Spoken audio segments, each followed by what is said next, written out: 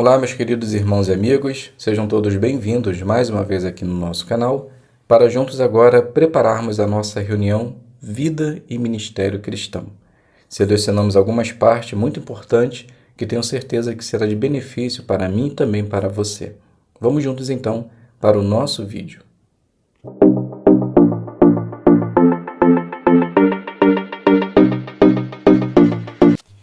Muito bem, sejam todos bem-vindos então, mais uma vez aqui no nosso canal. É um prazer imenso ter vocês aqui semanalmente para prepararmos as nossas reuniões.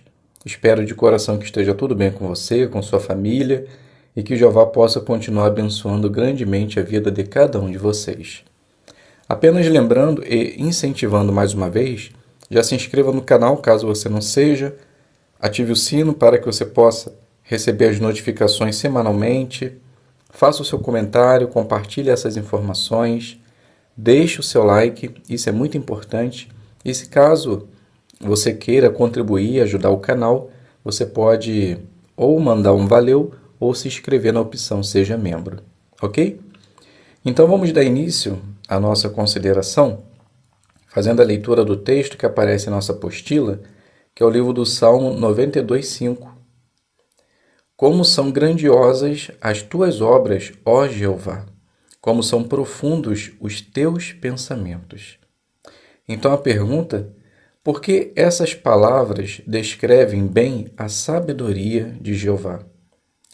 Porque quando refletimos na sabedoria de Jeová, é como se olhássemos para dentro de um precipício aparentemente sem fundo, tão profundo e vasto que não podemos sequer imaginar sua imensidão, que dirá avaliar todos os seus detalhes. Então, com certeza, nós nos sentimos muito pequeninos na grandiosidade da sabedoria de Jeová.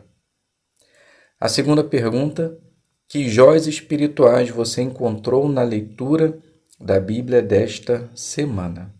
Então, agora, nós vamos selecionar alguns textos e comentar os mesmos. O primeiro selecionado é o capítulo 92 e o versículo 2. É bom declarar de manhã o teu amor leal e durante a noite a tua fidelidade. Esse versículo retrata a importância de divulgar a palavra de Deus em todos os momentos de nossa vida ou de nosso dia, literalmente, pois o amor de Jeová em nossa vida é imenso, nos dando vida e cuidando de nós, demonstrando assim a sua fidelidade. Sendo assim, só nos resta declarar o nome de Deus. Ainda no Salmo 92, agora o versículo 14. Mesmo na velhice, darão muito fruto, continuarão fortes e cheios de vida. O servo de Deus nunca perderá o seu valor. Esse versículo deixa isso muito claro. Os nossos irmãos idosos são joias valiosas, tanto de muita experiência bem como de pura disposição, sendo dignos de elogios. Que possamos seguir o exemplo desses fiéis irmãos e quando chegar também o nosso dia, que possamos continuar dando fruto e continuar fortes. Agora o Salmo 93, o versículo 5. Tuas advertências são muito confiáveis.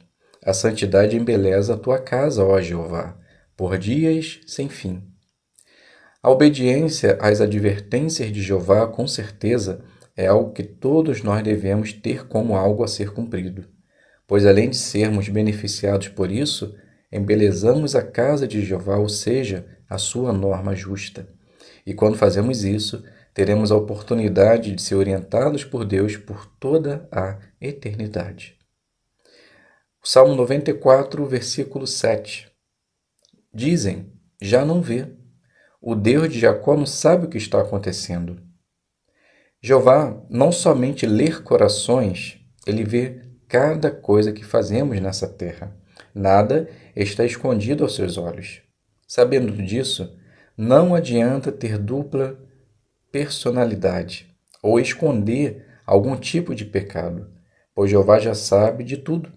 Por isso, devemos ser honestos em todas as coisas, pois somente assim ele ficará feliz. Salmo 94, versículo 12. Feliz o homem a quem tu corriges, ó Já, e a quem ensinas a tua lei. A correção vinda de Jeová nunca será desamorosa ou cruel, pois Jeová somente quer o nosso bem. Sendo assim, aceite sempre as orientações vindas de sua organização ou até mesmo dos anciãos. Se fizermos assim, seremos sempre guiados pela lei de Deus. Salmo 94, 18 e 19.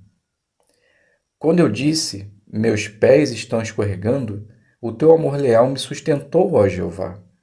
Quando as ansiedades me esmagaram, tu me consolaste e me acalmaste. O mundo é cruel, e seu maior desejo é fazer com que cada um de nós seja desviado da verdade. Podemos escorregar e até mesmo ser esmagado, mas mesmo que isso aconteça em algum momento de nossa vida, temos o amor leal de Jeová para nos sustentar e seu consolo para nos acalmar. Jeová nunca, jamais nos abandonará. Salmos 95, versículo 7. Pois Ele é o nosso Deus, e nós somos o povo do seu pasto, as ovelhas sob seus cuidados. Hoje, se vocês escutarem a voz dele. Assim como uma ovelha que precisa ser alimentada e protegida, Jeová nos considera exatamente assim. Basta saber se nós estamos dispostos a ser as suas ovelhas, ser cuidado e alimentado por ele. Para isso, precisamos ouvir a sua voz e seguir. Se fizermos assim, sempre estaremos protegidos. E agora o Salmo 95, versículo 10 e 11. Eles são um povo que sempre perde no seu coração. Não chegaram a conhecer os meus caminhos. Então jurei na minha ira, não entrarão no meu descanso. O nosso coração deve sempre querer fazer a vontade de Jeová, e nunca deixará que seja desviado, pois Jeová sente repugnância de quem faz isso. E o pior, esses não entrarão no descanso de Deus. Sabendo disso, sejamos honestos sempre, obedeçam a lei de Jeová e viva para sempre.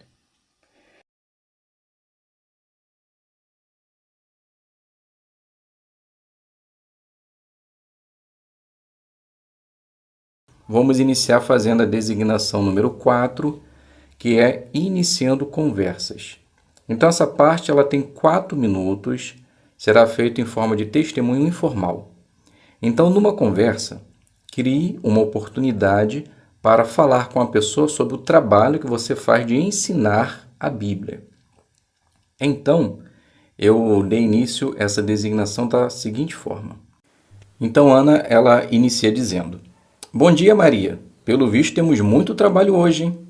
Então Maria ela fala: Nem fala. No início de semana é sempre essa correria. E amanhã é feriado. Aí é que vai dobrar as vendas. Então Ana ela continua: Então vou tomar logo o meu café também. Tá fraco ou forte hoje?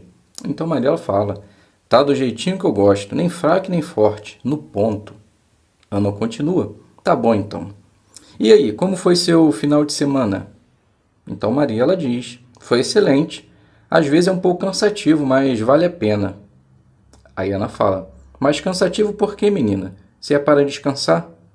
Então Maria ela diz: Sim, mas é que pela manhã eu saio para evangelizar. Fico mais ou menos umas 3 horas na rua e volto para casa. Aí Ana fala: Ah, eu já tinha percebido que você era quietinha. Você é crente? Então Maria fala: Sim, sou o testemunho de Jeová. Ana continua: Entendi. Já esteve alguns de vocês batendo lá em casa, e mesmo sendo espírita, eu atendo e vocês são sempre educados comigo. Então Maria fala: E pode ter certeza que sempre seremos. Jamais iremos fazer distinção entre religiões. Eu já tinha percebido que você era espírita. Você percebeu em algum momento eu te tratando diferente das outras meninas? Então Ana fala: Não. Maria continua: Exato. Pois o que importa para nós é a pessoa. E algo que eu acho interessante é que vocês também acreditam que Jesus é o Messias, o mensageiro divino que veio para cumprir a lei de Deus. Então Ana fala: Sim, para nós Jesus é um espírito evoluído e um modelo de ser humano a ser seguido. Maria fala: Que legal. Nós também temos a Cristo como modelo a ser seguido. Por isso que fazemos essa obra de evangelização. e essa obra é muito importante. Por exemplo, então aqui eu finalizo essa demonstração e agora podemos fazer a análise da lição 5.3, que é tato. Escolha bem as palavras. Então, ao conversar com alguém de uma religião não cristã, você talvez precise ajustar o modo de falar sobre a palavra de Deus ou de se referir a Jesus. Então, notaram que Ana era espírita, Maria já havia percebido, e durante a sua conversa, Maria, ela tratou a palavra Jesus, né? Jesus Cristo, como algo que ela conhecia, como ser divino, conhecido como também Messias. Então ela trouxe um ponto comum, né, entre as duas, entendimento parecidos, para que assim elas pudessem ter uma boa conversa e ter usado de tato. Então podemos dizer que Maria ela escolheu muito bem as palavras, adaptou também a sua matéria, a parte inicial tratada ali na apostila, que era criar uma oportunidade para falar com a pessoa sobre o seu trabalho de evangelizar, e percebemos que ela fez exatamente isso. Passando agora para a designação número 5, cultivando o interesse. Então essa parte ela tem 3 minutos. Testemunho informal. Ofereça um estudo para uma pessoa interessada que não aceitou estudar no passado. Então, eu preparei essa parte da seguinte forma. Maria, ela inicia. Como vai, Ana? Tudo bem com você? Ana diz, tudo bem sim, que surpresa. Tá fazendo o que por aqui? Então Maria ela fala, tive que ir fazer um exame aqui perto e já estou voltando para casa. Você trabalha aqui perto?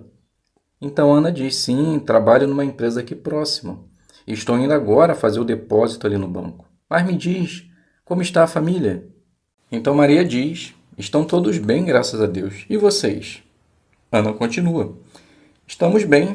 Fiquei sabendo que seu filho já é servo ministerial, que legal. Então Ana diz, sim, já tem uns 6 meses, graças a Deus. Ana continua, parabéns. Quando fiquei sabendo, fiquei pensando que se meu filho ainda estivesse estudando com seu filho, poderia também estar mais tranquilo. Ele está me dando tanto trabalho, essa juventude não está fácil. Então Maria fala, bem sei como dá trabalho, mas tem algo que você pode fazer por ele, e que talvez acenda nele, novamente o lado espiritual. Então Ana fala, lá vem você de novo com isso, diga. Então Maria fala, Ana, falo isso por experiência. Nossos filhos é uma esponja, e nós, como pai e mãe, somos os melhores exemplos. O meu filho, ele conseguiu desenvolver a fé dele, mas precisou muito do meu exemplo como mãe. Senão, com certeza ele tinha também desistido. O que acha de tentar fazer esse esforço, não só por você, mas também pelo seu filho, e juntos consigamos desenvolver esse amor por Deus? Ou você consiga desenvolver esse amor por Deus? Então Ana ela fala, nossa, que palavras bonitas. Mais um pouco você me faz chorar. Acho que você tem razão. Vamos fazer assim, à noite eu te ligo. Você ainda está com o mesmo contato? Então aqui vocês perceberam que sutilmente, embora eu não tenha colocado você quer estudar, na verdade esse era o objetivo. Na verdade ela já tinha oferecido um estudo e aqui novamente iria fazer a mesma coisa. Então agora nós podemos considerar a lição número 8.4, paciência, não faça comparações. Então cada pessoa ela é diferente. Então se um parente ou uma pessoa que você está revisitando não quer aceitar um estudo, não force. Tente entender que tipo de pressão ela está passando. Dê tempo para a pessoa pensar no que você falou, reconhecer o valor do que a palavra de Deus realmente ensina.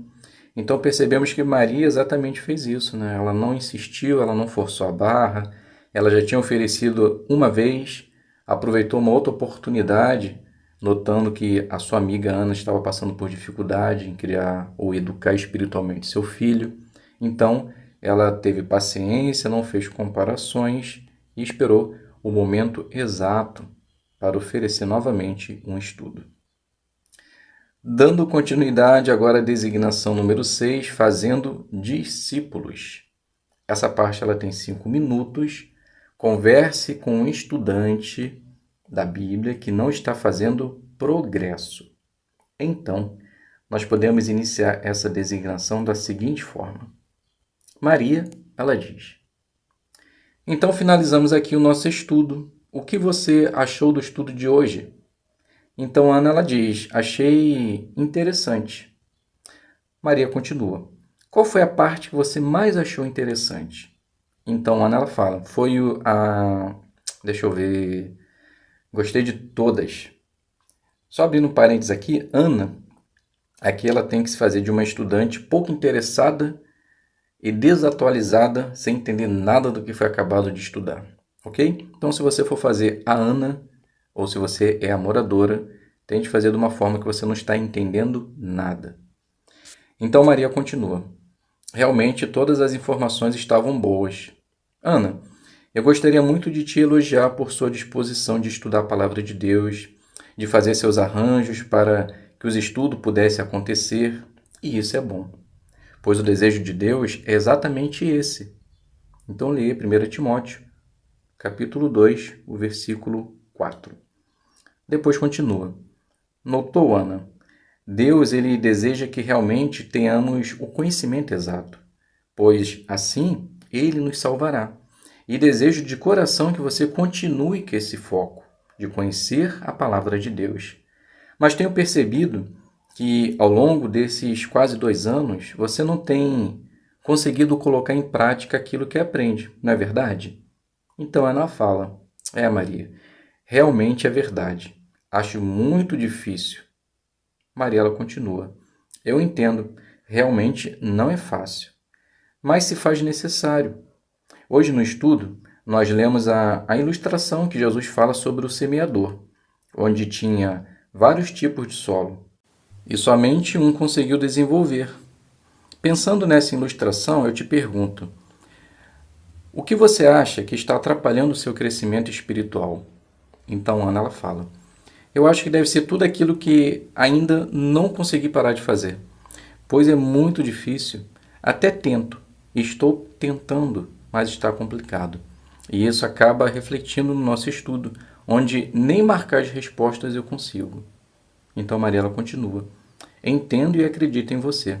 No entanto, Ana, por mais que seja difícil, precisamos praticar. Veja só Lucas, o que diz, capítulo 5, versículo 47. Então depois da leitura continua. Percebeu, Ana, o que precisamos fazer?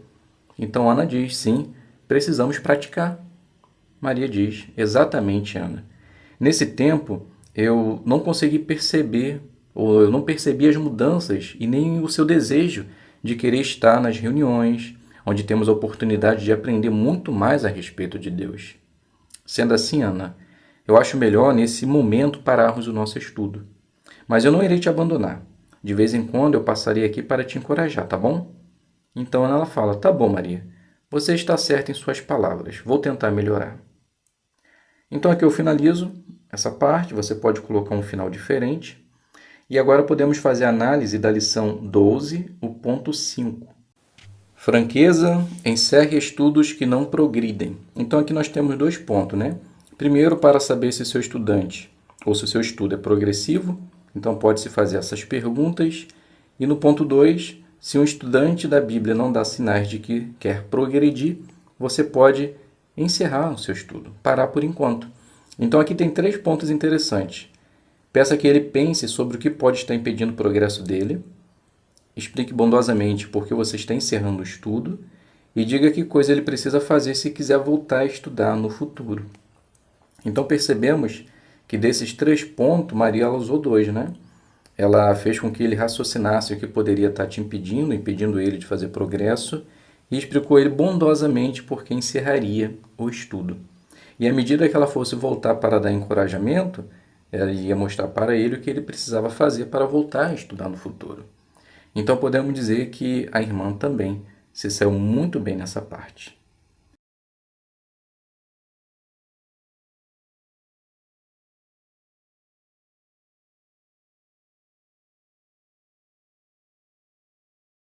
Como dito inicialmente, nesse vídeo nós estaremos preparando o nosso estudo bíblico de congregação da semana 7 a 13 de outubro.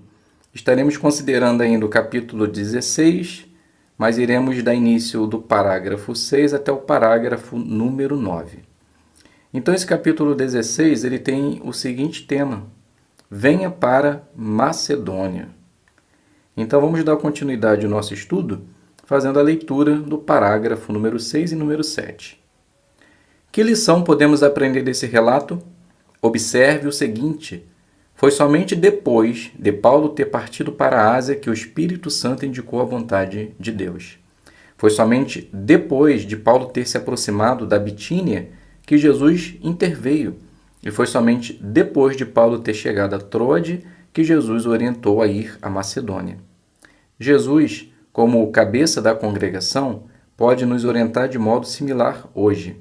Por exemplo, talvez estejamos pensando já por algum tempo em servir como pioneiros ou em nos mudar para uma região onde há maior necessidade de publicadores do reino. Mas pode ser somente depois de darmos passos específicos para alcançar nosso alvo que Jesus, por meio do Espírito de Deus, nos guiará. Por quê? Pense no seguinte exemplo. Um motorista pode virar seu carro para a direita ou para a esquerda somente se o carro estiver em movimento. Da mesma forma, no que diz respeito a expandir nosso ministério, Jesus nos orienta, mas apenas se estivermos em movimento, ou seja, se estivermos realmente nos esforçando a fazer isso. Mas, e se nossos esforços não produzem logo resultado? Devemos desistir, achando que o Espírito de Deus não nos está orientando? Não. Lembre-se que Paulo também enfrentou contratempos. Mesmo assim, ele continuou procurando até achar uma porta que se abrisse. Podemos ter certeza de que nossa perseverança em procurar uma porta ampla para a atividade também será recompensada. Então a pergunta parte A. O que podemos aprender do que aconteceu durante a viagem de Paulo?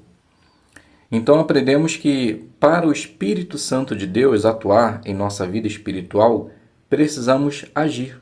Foi somente depois de Paulo ter dado os primeiros passos que o Espírito de Deus o conduziu. Isso nos ensina que precisamos estar em movimento. Pergunta parte B. A exemplo do que aconteceu com Paulo, que certeza podemos ter? Então, assim como Paulo, podemos ter certeza de que nossa perseverança em procurar uma porta para atividades também será recompensada. Leitura do 8. Depois de chegarem ao distrito da Macedônia, o grupo de Paulo viajou para Filipos, uma cidade cujos habitantes tinham orgulho de ser cidadãos romanos. Para os soldados romanos e reformados que moravam ali, a colônia de Filipos era como uma pequena Itália, uma Roma em miniatura, bem no meio da Macedônia, fora do portão da cidade, ao lado de um rio estreito. Os missionários encontraram um local que acharam ser um lugar de oração. No sábado, eles foram àquele local e encontraram várias mulheres reunidas ali para adorar a Deus. Os discípulos se sentaram e falaram com elas. Uma mulher chamada Lídia estava escutando e Jeová lhe abriu amplamente o coração. Lídia ficou tão comovida com o que aprendeu dos missionários que ela e os da sua casa foram batizados. Então ela insistiu para que Paulo e seus companheiros ficassem na sua casa. Pergunta parte A. Descreva a cidade de Filipos. Então Filipos era uma colônia, como se fosse uma pequena Itália, onde viviam soldados romanos reformados. E por causa disso, eles se orgulhavam de morar nessa cidade. Parte B. Qual foi o resultado alegre da pregação de Paulo no lugar de oração? Então o resultado foi que uma mulher chamada Lídia estava ouvindo os missionários e ficou tão comovida que ela e sua família foram batizados. E insistiu que Paulo e seus companheiros ficassem em sua casa. Leitura do 9. Imagine a alegria que o batismo de Lídia causou. Paulo deve ter ficado muito feliz por ter aceitado o convite para vir para a Macedônia e por Jeová ter usado a ele e seus companheiros para responder às orações daquelas mulheres que temiam a Deus. Hoje, muitos irmãos jovens e idosos, solteiros e casados, também se mudam para regiões onde a necessidade de publicadores do reino é maior. É verdade que eles enfrentam dificuldades, mas isso não é nada comparado à satisfação que sentem quando encontram pessoas como Lídia, que aceitam as verdades da Bíblia. Será que você pode fazer ajustes que lhe permitiriam ir a um território onde a necessidade é maior? Você receberá muitas bênçãos se fizer isso. Por exemplo, veja o caso de Aaron, um irmão de 20 e poucos anos que se mudou para um país da América Central. Suas palavras refletem o sentimento de muitos outros irmãos. Servir em outro país tem me ajudado a crescer espiritualmente e a me achegar mais a Jeová. E o serviço de campo é muito bom. Dirijo 8 estudos bíblicos. Pergunta: como muitos hoje imitam o exemplo de Paulo e que bênçãos recebem? Então esses irmãos, muito jovens, idosos, solteiros e casados, se mudam para as regiões onde a necessidade de publicadores do reino é maior. E quando encontram pessoas como Lídia, eles percebem que os esforços valem a pena. E os resultados são excelentes. Um irmão chamado Aaron diz que servir em outro país tem lhe ajudado a se achegar mais a Jeová. O serviço de campo é excelente e ele dirige 8 estudos. Vamos então agora fazer a leitura do quadro. Lídia, vendedora de púrpura. Lídia morava em Filipos, uma cidade importante na Macedônia. Ela era natural de Tiatira, uma cidade na região chamada Lídia, no oeste da Ásia Menor. O trabalho de Lídia como vendedora de púrpura a levou a cruzar o mar Egeu e morar em Filipos. Pelo visto, ela comercializava artigos variados de púrpura, tapetes, tapeçarias, tecidos e até mesmo corantes. Uma inscrição encontrada em Filipos comprova que havia uma associação de vendedores de púrpura nessa cidade.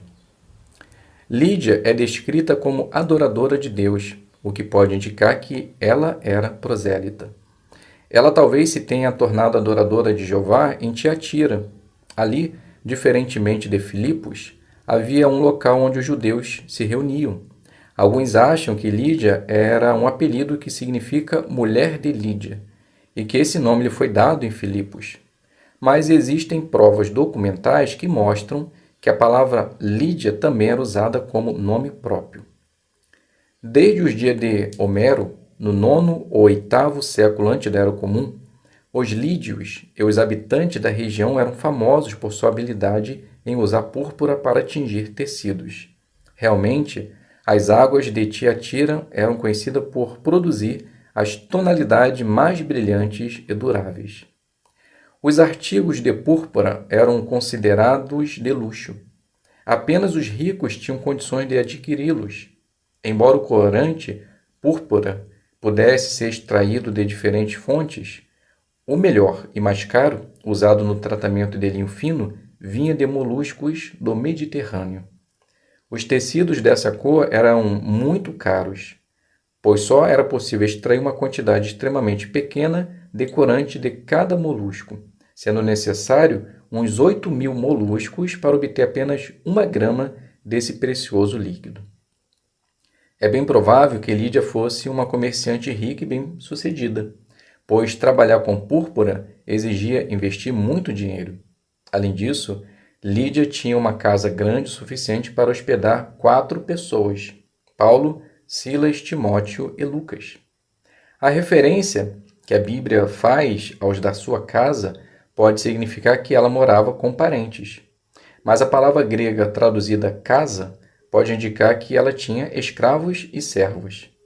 E o fato de Paulo e Silas terem se encontrado com alguns irmãos na casa dessa mulher hospitaleira antes de deixarem a cidade sugere que essa casa se tornou um local de reuniões para os primeiros cristãos em Filipos.